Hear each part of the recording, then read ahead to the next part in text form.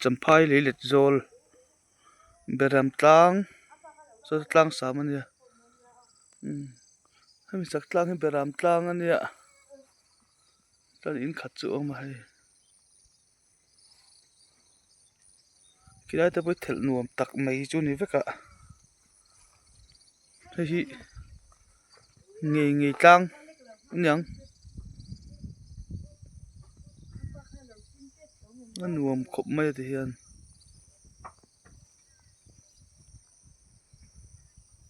so salai te pawh saw mun nuam tak mai ani thawa te hian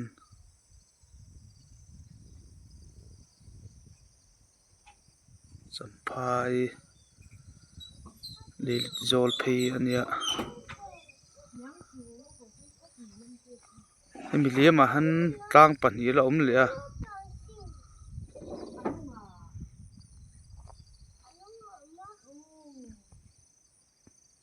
mual nuam tlang tih te kilai te pawh khi hnuai hi thel deuh veka hemi lemah hian kawng a awm a lehlam pang kal thei ni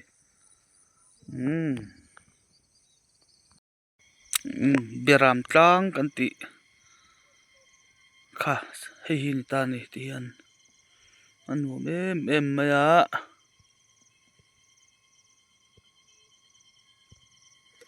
tlang sip phul hmun te hian an nuam dup thei khawp mai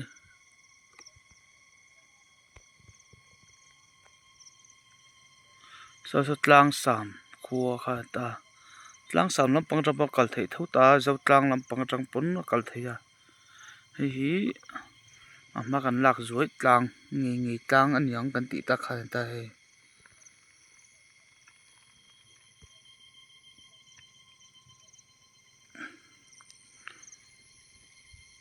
hemi lemah han mual nuam kan tih champhai kha chung lan theihna nuam deuh bawk tho kha a awm bawk ta ni ni sangha dil ten nei hlama nar hi nei hlem lo ti hian tui hi chuan an awm ve mai zel ta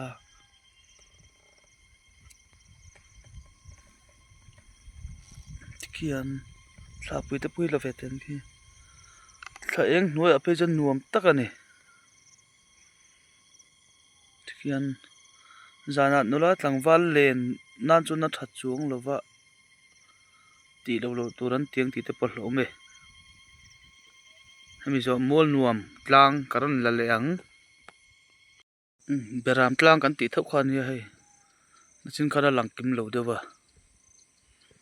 tlang tu ngin khaw thla le thian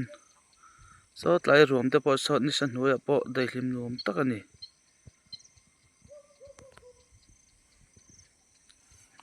hei leilet bu pawh tha tawh khawp mai so tlai tlang te pawh saw tlang nuam tak ani a sangha an dah nge ni kha per bar mai a an lo juk man mai dawm ani tlai hi ngei tlang bul thut kha ania takin a karon la thaliang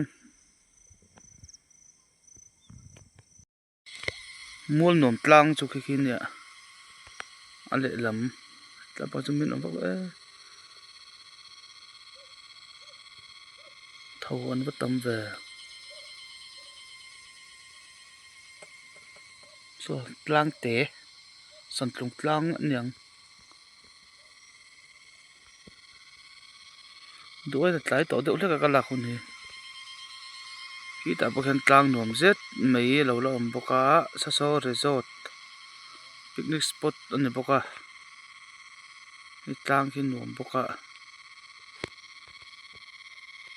hnah sin te pawh an ching le ta hnah sin kut hnai leh tawh duai khawt tlai deuh hlek tawh kalvat vatang mual nuam tlang leh lam kan na leh man lo ang tih hlawm ngei tlang kan tih let liam hemi a piah liam a khan beram tlang kha awm ta a tikhian hi ta tlang sam lampang panna kawng chu awm tho ta